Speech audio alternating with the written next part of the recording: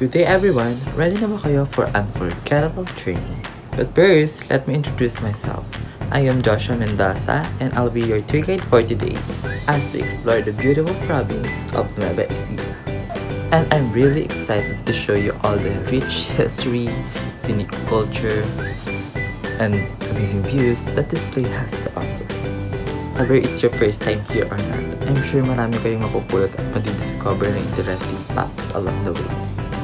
Relax and let's enjoy the tour. Kung may mga questions kayo, huwag kayong mahihiyang magtanong. Ready na ba kayo? And let's get started.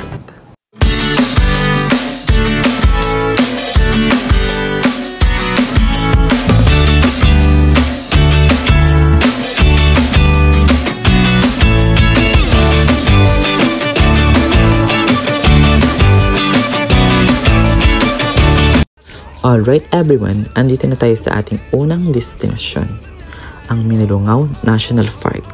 Isa ito sa mga pinakatanyag na tourist spots dito sa Nueva Ecija. Ang lugar na ito ay kilala sa napakalinaw na ilog na napapalubitan ng matataas na limestone cliffs, parang nasa isang postcard. Bukod sa natural na ganda nito, ang Minalungaw ay mahalaga rin dahil sa sinasabing nagmula ang pangalan nito sa salitang mina na nangangahulugan ng mine, at lungaw na tumutukoy sa kuweba.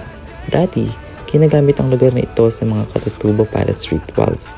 Ngayon, isa na itong popular spot para sa swimming, hiking at bamboo rafting. Huwag kakalimutang magtampisaw at kunan ng maraming pictures ang stunning views. Next stop! Okay everyone, handa na ba kayong ma-refresh? Andito na tayo sa Gabaldon Falls na nakatago sa loob ng Sierra Madre Mountain Range. Ang talon na ito is sa mga popular na natural attractions sa Nueva Ecija dahil sa kanyang malamig at malinaw na tubig na napapaligiran ng lunti ang kalikasan. Sinasabing ang pangalan nitong Gabaldon ay hango sa bayan kung saan ito matatagpuan. Bukod sa pagiging magandang spot para sa swimming at picnic, ang lugar na ito ay tahanan din ng iba't ibang uri ng flora at fauna. Kaya't siguraduhin na panatilihin natin ang malinis at maayos ang lugar habang ini-enjoy natin ang ganda ng kalikasan.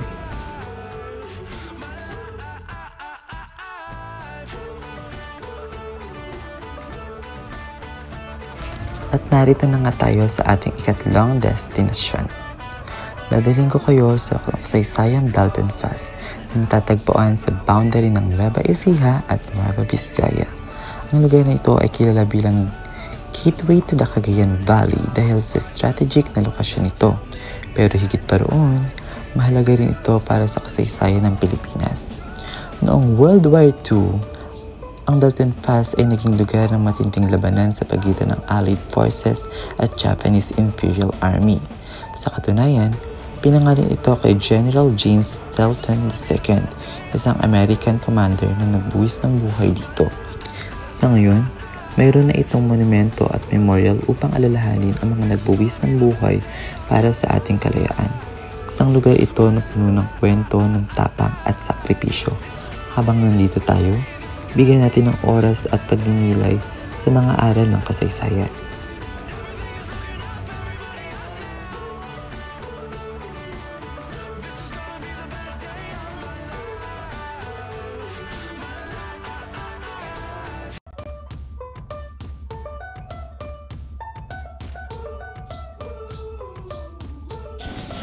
Nabusog ba ang mga mata nyo dahil sa nagkagandahang tanawin sa Nueva Ecija? I-ready nyo ang sarili nyo dahil malapit na tayo sa ating fourth destination, ang Gapan Church o mas kilala bilang National Shrine of the Virgin Divina Pastora. Isa itong napakahalagang simbolo ng pananampalataya dito sa Nueva Ecija. Alam nyo ba na ang simbahang ito ay tinayo noong 1800s? Isa ito sa mga pinakamatandang simbahan sa buong Pilipinas. Ang architecture nito ay Baroque style kaya mapapansin nyo ang isang intricate details sa loob at labas ng simbahan.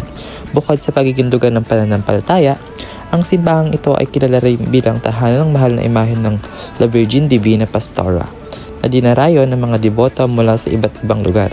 Perfect spot ito para sa magnilay, magdasal at mag-appreciate ng yaman at kasaysayan ng kultura ng Pilipinas. Brace yourself as we are now arriving at our final destination, the breathtaking Pantabangandang Ang Pantabangan Dam ay isa sa mga pinakamalaking dam sa buong Asya at hindi lamang mahalaga para sa irigasyon at hydropower ng Pilipinas, kundi isa ring magandang pasyalan sa lawak ng dam. Makikita mo ang nakakabighaning tanawin ng tubig na mimistulang sumasalamin sa kalangitan at kabundukan. Perfect ito sa boating, fishing, o simpleng pagpipiknik kasama ang pamilya at kaibigan. Sa mga mahihilig mag-picture, hindi pwedeng paglampasin ang golden sunset na nagdadagdag kagandahan sa lugar na ito. Maraming salamat sa pagsama sa ating amazing adventure at dito na natatapos ang ating virtual tour. Sana ay nag-enjoy kayo at may natutunan sa bawat lugar na ating pinuntahan. Habang itatapos ang ating trip na ito, dalhin natin ang magagandang alaala at alam na sa ating mga destinasyon. Ingat kayo at sana'y makasama namin kayo ulit sa susunod na adventure.